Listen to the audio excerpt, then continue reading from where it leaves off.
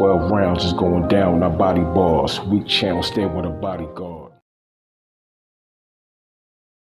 Talk Nation, welcome back everybody. Tyson Fury, Dillian Whyte final press conference.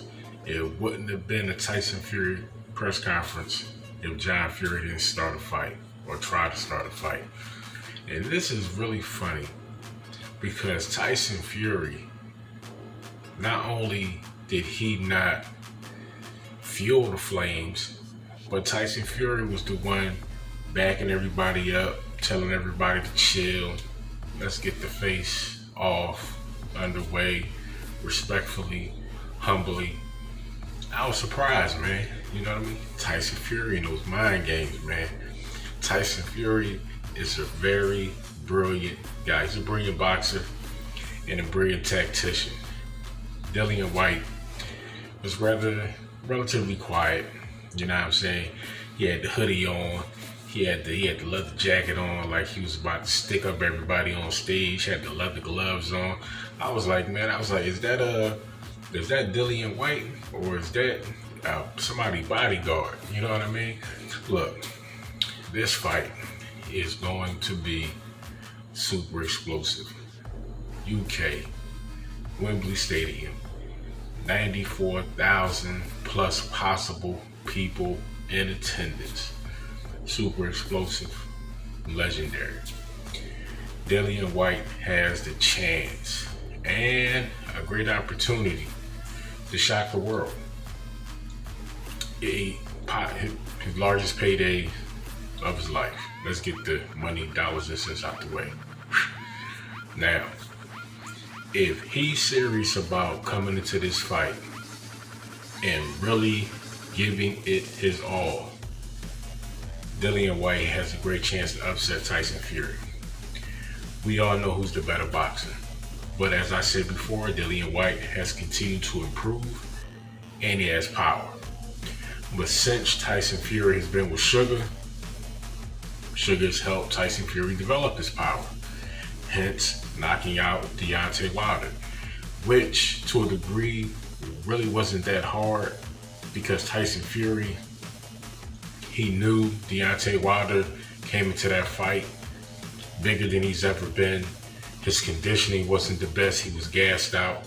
So naturally, all you gotta do is press him and it wouldn't be hard to break Deontay Wilder down and get the knockout. And that's what he did. That's just smart boxing. So that was more or less Deontay Wilder coming into that fight at a disadvantage, brought on by himself and his team. You know what I'm saying? Malik Scott, that was a huge mistake for Deontay Wilder to come into that fight the heaviest he's ever been in his career, just because he did not want to get muscled around by Tyson Fury. You have to teach Deontay Wilder, you know what I mean, how to break out and move from the clinch. You know what I mean? When Fury's trying to impose his will and weight on Deontay Wilder, you have to show him how simply to move. Don't sit there and let Tyson Fury put his weight on you. As soon as he try to tie you up, automatically you need to start getting your feet moving. You know what I'm saying? Turning Tyson Fury. And as you turn them, you know what I'm saying?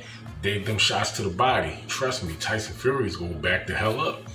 But if Deontay Wilder comes back to the sport of boxing, in my opinion, I don't think Malik Scott should be his trainer. And Malik Scott, cool dude from Philly, just like me. I always support my people, you dig what I'm saying? But he looked good on the mitts and everything like that. But as far as teaching Deontay Wilder, just simple things. I thought that Malik Scott was going to do that, but he didn't. You know what I mean? Deontay Wilder, he needs to get rid of everybody from that old camp. Everybody. And he needs to get with somebody fresh, somebody new. If he decides to come back to the sport of boxing, who knows? The business of boxing is filled with great trainers, man. Some you've heard of, some you have not heard of. Honestly, I recommend him, as I said, going back to Philly and getting the right Philly trainer. Holla at Bozzy Ennis. I wait. Imagine Deontay Wilder being trained by Bozzy Ennis, father and trainer of Jerron Ennis. I'll wait. Jerron Ennis, the one they say they can knock off Spence, they can knock off Crawford, that if and when he becomes a champion has not only a bright future, but a chance to hold the welterweight division down for years to come as one of the best and brightest and most dangerous young champions that has ever been at the welterweight division. If Bozzy Ennis get his hands on Deontay Wilder, I'm telling you, it's over.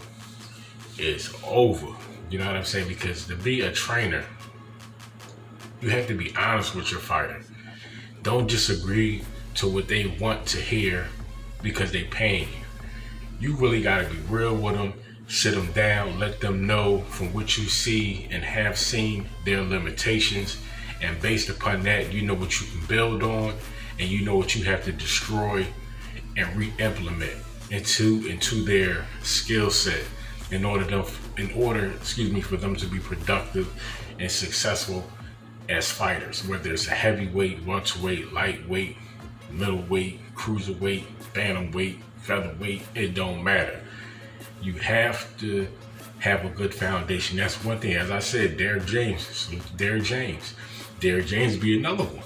Derrick James, he would be another great decision as far as a coach. Fundamentals.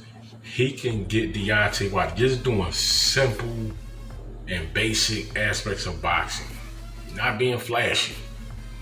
Deontay Wilder has a great 1-2. Derrick James can not only polish that 1-2 and make it more lethal, but he can also teach Deontay Wilder when he's setting up these shots, don't always come down the pipe. You know what I'm saying? Just with a simple pivot, you know what I mean?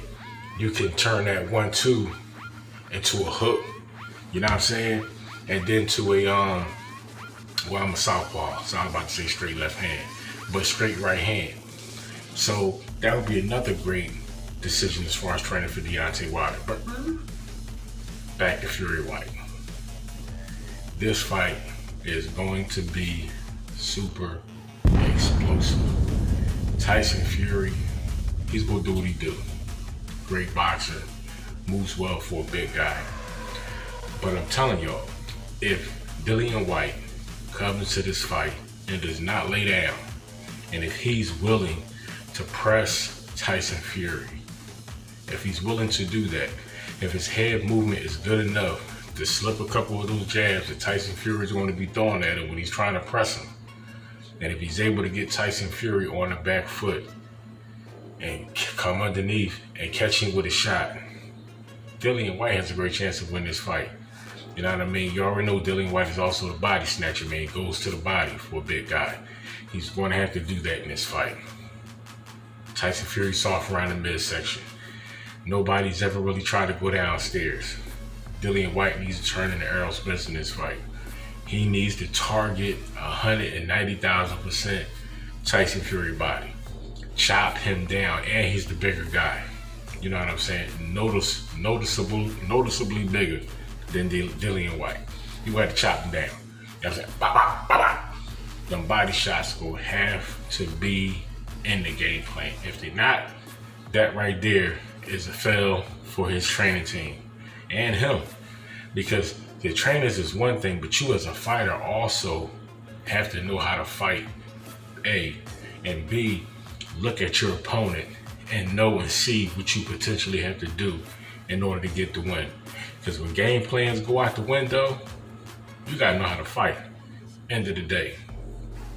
So when this fight happens this weekend, Wembley Stadium, in front of 94,000 plus fans, will Dillian Whyte rise to the occasion, or will Tyson Fury continue to do what he do, and the Gypsy Kings go ride into the sunset, possibly with another victory, remaining the WBC Ring Magazine Lineal Heavyweight Champion? We shall see. Talk Nation, stand up with your boy. Don't forget to like, comment, and subscribe. You already know how I ride, share the truth. Smash that like button, subscribe button, share, make a clip, send it on Facebook, Instagram, TikTok, relevant. It don't matter. Just share the truth. That's what people need. Blessings.